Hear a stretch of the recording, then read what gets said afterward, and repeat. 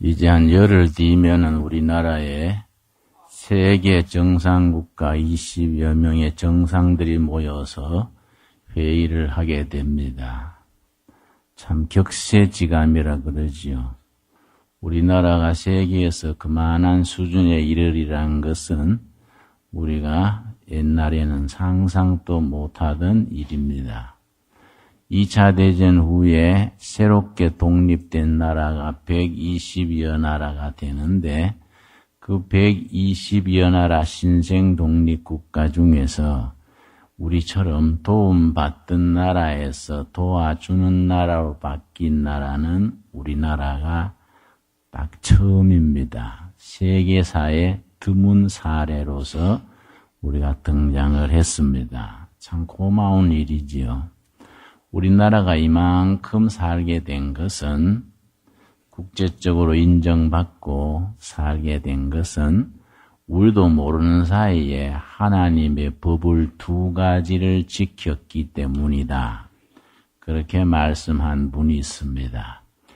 해방 이후 6.25 전쟁을 지나는 동안에 우리도 모르는 사이에 우리가 하나님의 법, 성경의 법 두 가지를 지킨 겁니다.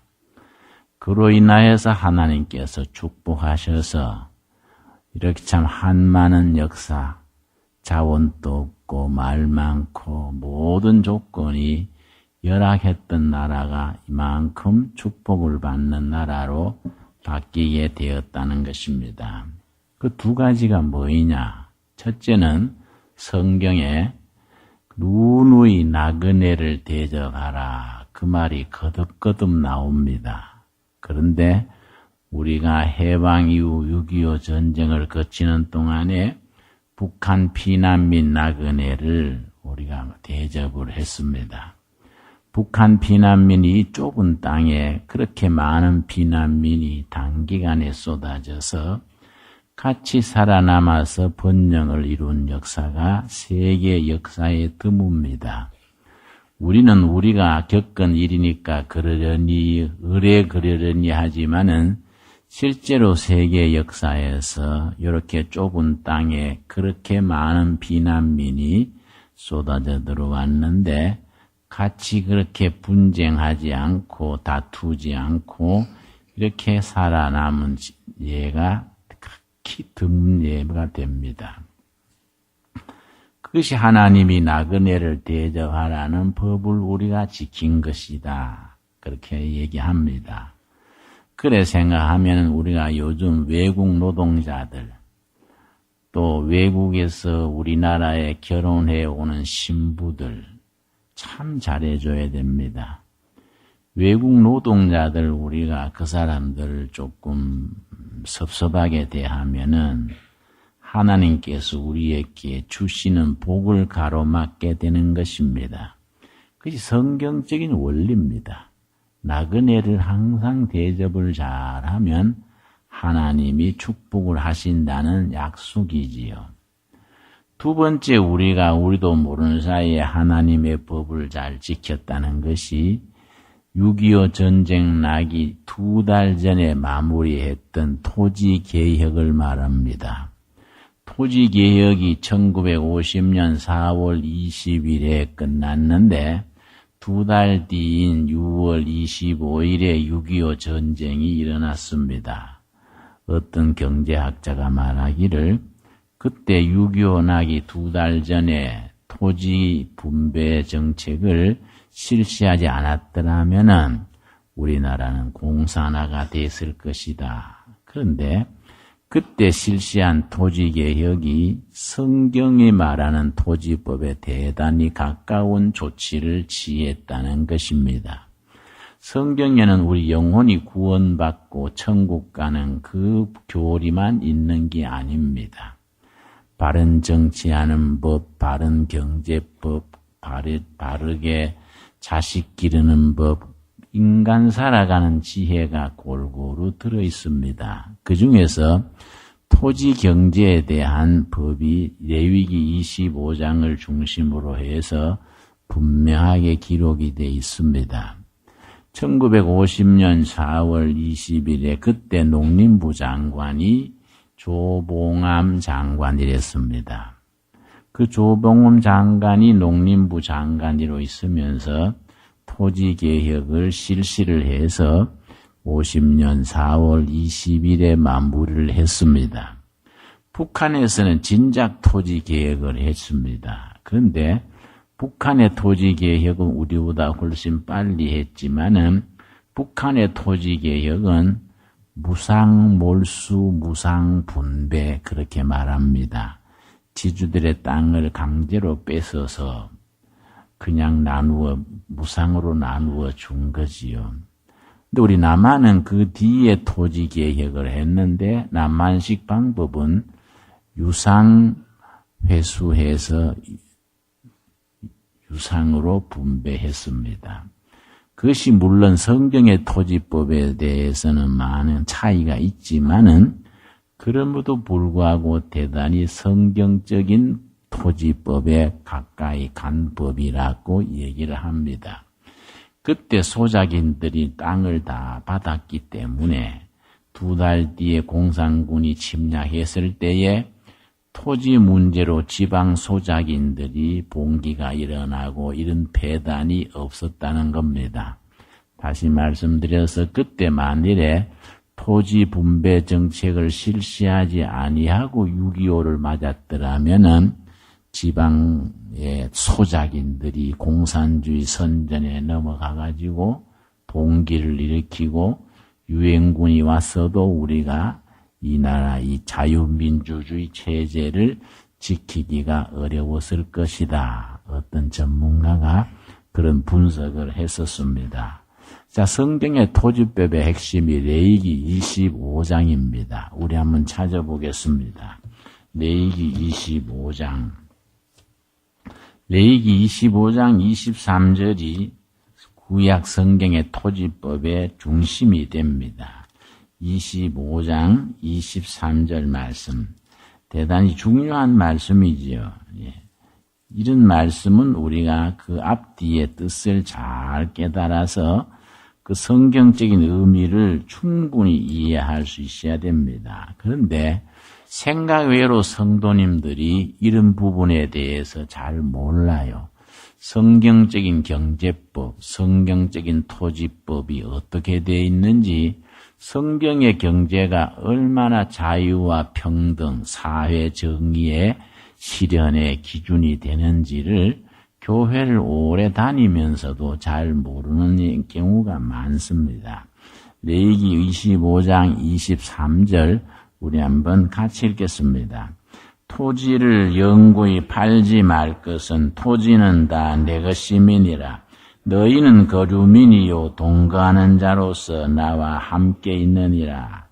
땅을 투기 대상으로 하고 자본의 대상으로 해서 사고 팔고 하지 말아라. 투기하지 말아라. 왜냐? 토지, 땅은 하나님 거이다. 사실이지요. 하나님이 천지를 지으실 때, 땅을 지으실 때 누가 거기서 같이 지었습니까? 그때는 아무도 없었지요. 순전히 하나님께서 말씀으로 우주를 지으시고 땅을 지으셨는데 지은 사람이 주인 아닙니까? 그러니까 하나님이 땅의 주인이시지요. 그러면 그 땅에서 농사 짓고 사는 사람들은 나그네요 소작인들이다.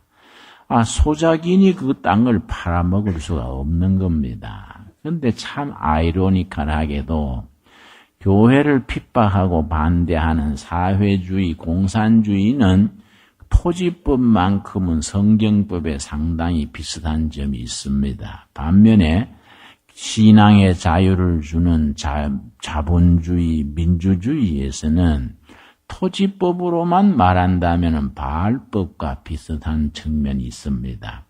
역사의 아이러니라 할까요? 이런 걸 우리가 좀 깊이 공부할 필요가 있습니다. 자, 토지는 하나님의 것이고 경작하는 사람들은 다 하나님이 지주인 땅을 소작인으로 붙이는 거다. 그런데 이걸 내 땅이다 그래가지고 팔고 투기하고 이러면 안 된다 이거지요. 여러분, 일본이나 우리나라가 토지 정책, 주택 정책에 실패한 경우에 들어가는데 너무 집값이 너무 올라가는 것이 땅값 때문에 집값이 올라가는다는 겁니다. 왜냐? 국민 중에 한 6%, 7%가 땅을 소유해서 지주가 돼서 그걸 가지고서는 집을 짓게 되니까 이 사람들은 아무 일도 안 하고 젊은 사람들이 아버지한테 땅 상속 받아가지고 대낮에 사우나탕에 가서 바둑이나 뜨고 놀다가 그냥 땅값이 오르는 거지요. 땅값이 오르면은 자기 앉아서 그냥 살아가는 거이지요. 그런 걸 불안당 그럽니다. 불안당. 안일 불자, 땀 흘릴 한자, 물이 당자지요. 땀 흘리지 않고 사는 사람들이 불안당이지요. 서민들은 뭐 열심히 일해도 워낙 땅값이 비싸고 집값이 비싸니까 집 한 채 마련하기가 너무나 힘들지 않습니까? 이런 건 하지 말라는 겁니다. 그 성경의 토지법은 철저하게 하나님이 지주고 우리는 소작인으로서 나그네로서 하나님의 법에 순종할 필요가 있는 겁니다. 그런데 참 우리가 역사 공부를 해보면은 흥미진진한 것이 7세기의 기독교 국가들인 소아시아 지역, 지금 터키니 있는 그 나라들, 시리아, 이라크, 이란, 사우디아라비아, 그 전부 기독교 국가들이었습니다. 6세기, 7세기에. 근데 거기에 지주들이 겉으로는 크리스찬인데 성경적인 토지법을 지키지 않는 겁니다. 소작인들한테 소작을 주고서는 얼마나 가혹하게 착취를 했느냐 하면은 7대 3이지요. 심지어 어떤 데는 8대 2지요. 가만히 먹고 나오는 지주는 70% 가져가고 어떨 때는 80% 가져가고 소작이는 30%, 20%만 가져가는 겁니다. 그리 농민들이 아주 노예처럼 됐습니다. 그런데 그 지주들이 겉으로는 교인들이지요. 그 터키, 시리아, 사우디아라비아, 이라크, 쿠웨이트 전부 그 지역이 크리스찬 지역이랬습니다. 지금도 성지들이 다 그쪽에 많이 있지요.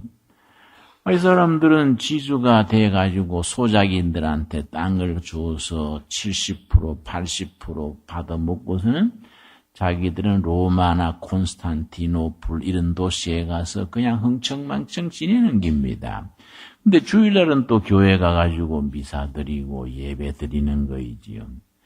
농민들이 견디다 못해서 농민혁명이 일어났습니다. 농민혁명 지도자가 누구랬겠습니까? 마호메트입니다. 마호메트가 이슬람 종교를 창설한 사람인데 사실은 마호메트는 농민혁명의 기수입니다. 그 마호메트 농민혁명의 구호가 레위기 25장 23절입니다. 참 그 역사란 것이 참 아이러니컬하지 않습니까? 농민혁명의 구호가 레위기 25장 23절 토지를 파고 팔고 하지 말아라. 토지는 다 여호와 내 것이다. 우리 히브리어로는 하나님의 엘입니다. 임마누엘, 사무엘, 엘인데 그게 아람어로는 알라입니다. 알라. 토지는 알라의 것이다. 왜 알라의 토지를 지주들이 그렇게 차지해가지고는 소작인들을 착취하느냐? 토지는 알라의 것이다. 알라의 것인 하나님의 것인 토지를 전부 회수해가지고 지주들은 쫓아내고 하나님의 백성들이 알라의 이름으로 농사를 짓고 하냐. 이 혁명이요, 요원의 불길처럼 확 퍼져나간 겁니다.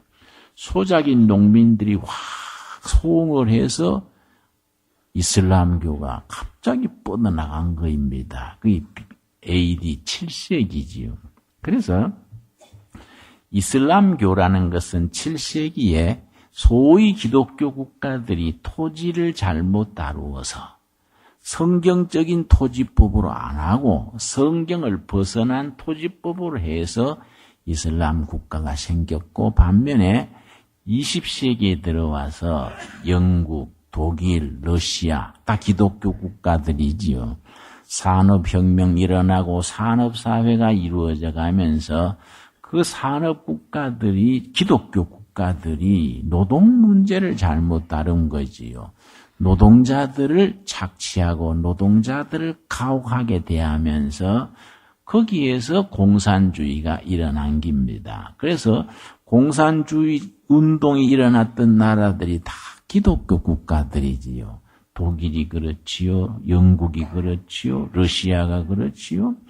러시아는 기독교 정교회, 러시안 오토독스 혹은 동방정교회가 뿌리 내리고 있던 지역인데, 거기에 동방정교회의 사제들이, 목사들이지요.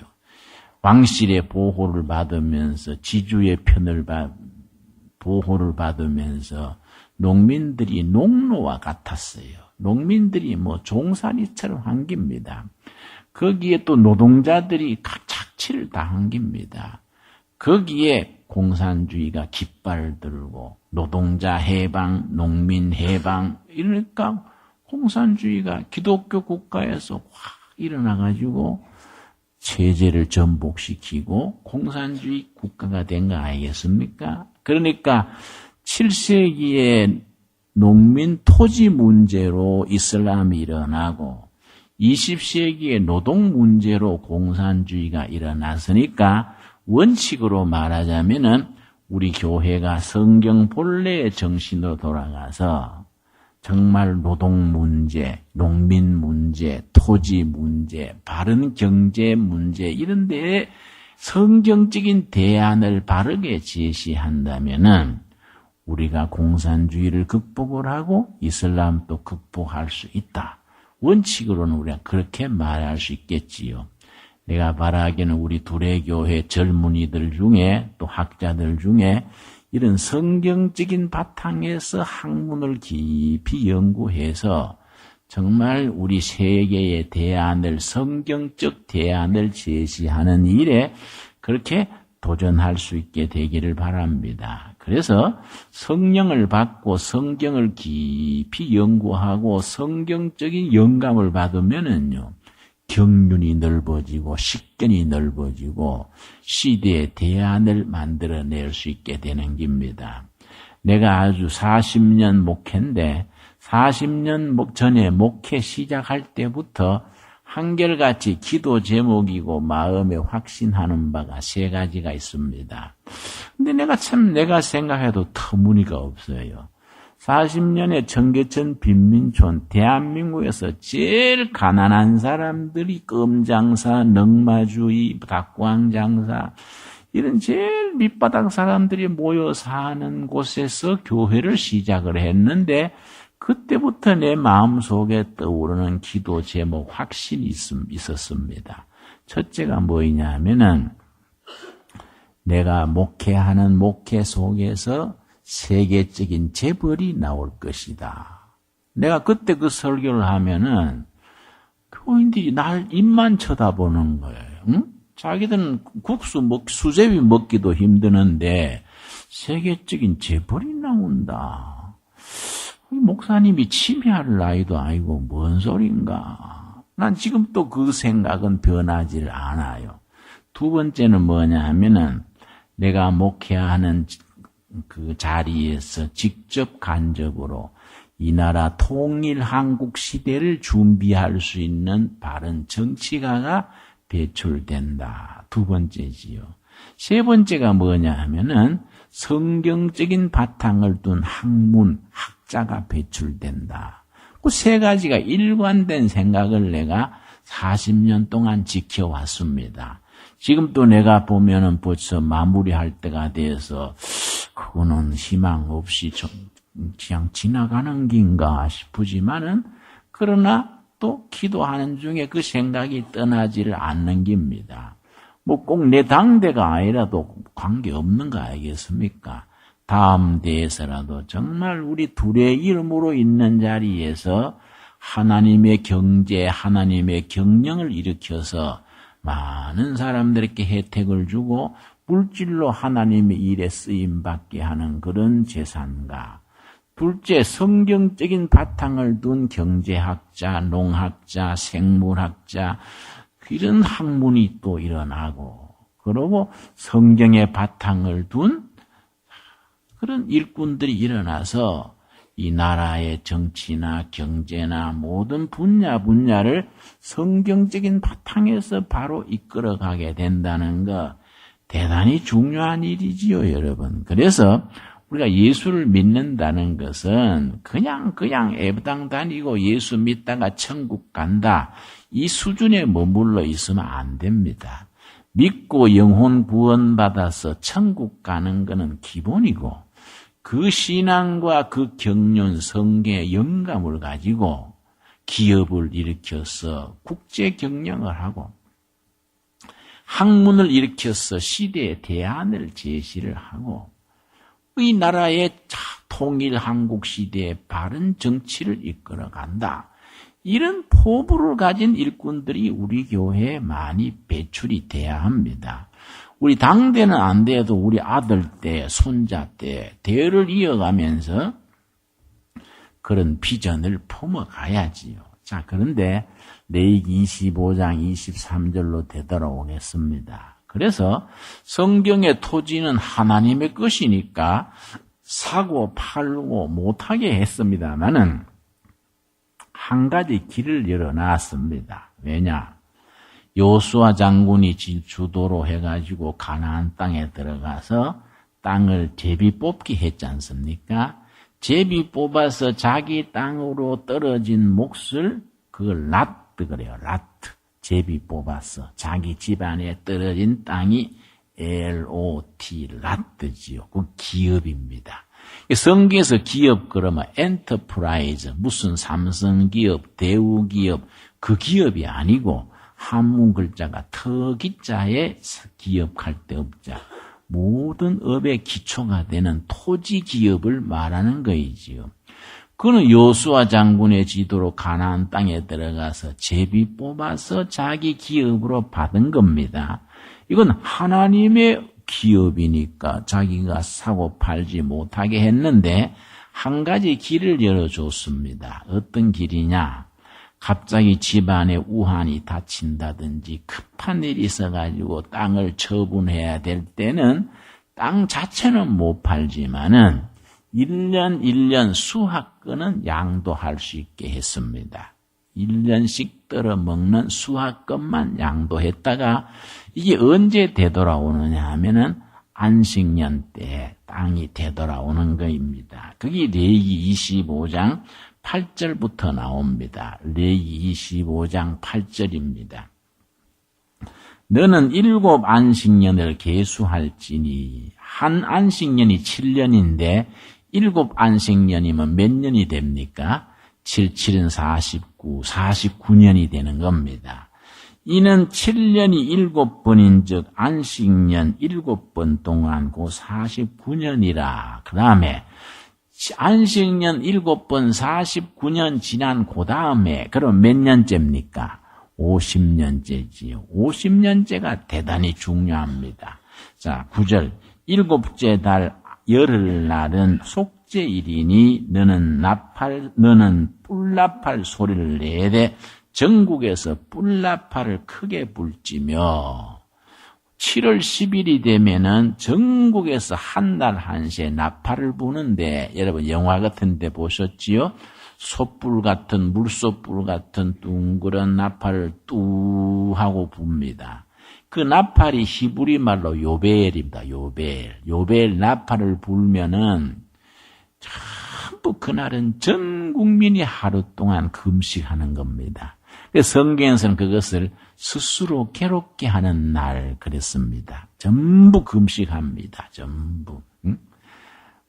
그러니까 이제 사람은 다 금식하지요. 송아지나 강아지는 금식 안 하지요. 물론 송아지한테 형제여 금식합시다 한다고 되겠습니까? 그러니까 사람은 전부 금식을 합니다. 그러면서 속죄제를 지내고 난 뒤에 그다음 10절이 중요합니다. 10절. 우리 같이 읽겠습니다. 너희는 50년째 해를 거룩하게 하여 그 땅에 있는 모든 주민을 향하여 자유를 공포하라. 이 해는 너희에게 희년이니 너희는 각각 자기의 소유주로 돌아가며 각각 자기의 가족계로 돌아갈지며. 이 말을 참 분석을 하면 대단히 뜻이 깊습니다. 50년째 되는 그 희년에 7월 10일에 요벨 나팔 소리 나면 전부 하루 금식하고 난 뒤에 그 다음에 토지가 전부 자기 주인한테로 돌아가는 겁니다. 그동안에 급한 일이 있어가지고 소유권을, 경작권을 넘겼던 그 주인한테 되돌아가는 겁니다. 그리고 그게 각각 자기 소유주로 돌아갈 것이며, 그 다음 각각 자기 가족에게로 돌아갈지며, 감옥 살던 사람, 종살이 하던 사람 전부 희년 나팔 소리, 요벨 나팔 소리 울려 퍼지면은 자기 집으로 돌아가는 겁니다.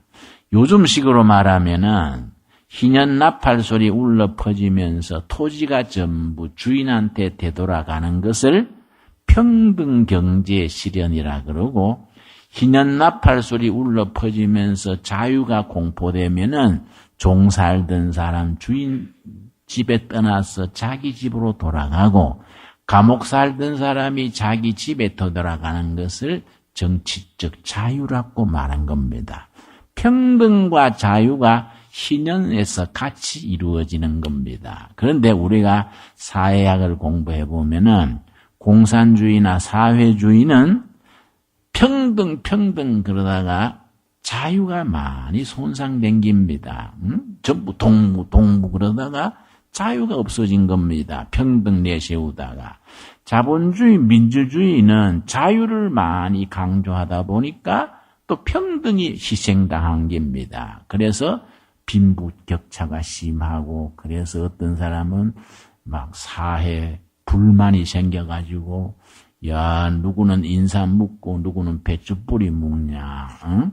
누구는 얼어 죽고 누구는 뒤어 죽냐 하고 사회 불만 세력이 생기는 겁니다. 그런데 성경의 법이 뛰어난 것은 자유와 평등이 희년 나팔 소리와 아울러서 같이 이루어지는 겁니다.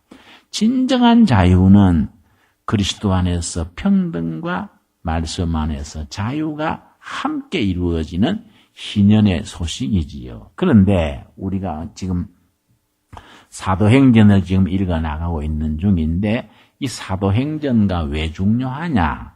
희년 나팔 소리와 더불어 자유와 평등이 이루어졌는데 이스라엘 백성들이 이걸 안 지킨 겁니다.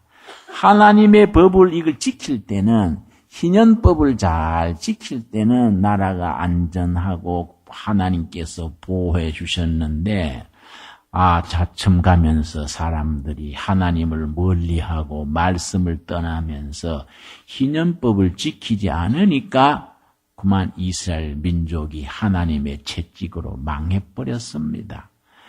이스라엘 백성들이 망한 뒤에 하나님이 새로운 법을 세운 겁니다. 예레미야 31장 31절입니다. 예레미야서 31장 31절 말씀, 대단히 중요한 말씀이지요. 참 이런 말씀은 성경을 놓고 깊이 공부를 해보면은 흥미가 있고 시간 가는 줄 모를 만큼 참 유익한 내용입니다. 예레미야 31장 31절 말씀. 여호와의 말씀이니라. 보라, 날이 이르리니 내가 이스라엘 집과 유다 집에 새 언약을 맺으리라. 무슨 언약이라 그랬습니까? 새 언약. 옛날 모세가 시내산에서 받은 십계명을 중심으로 하는 옛 언약.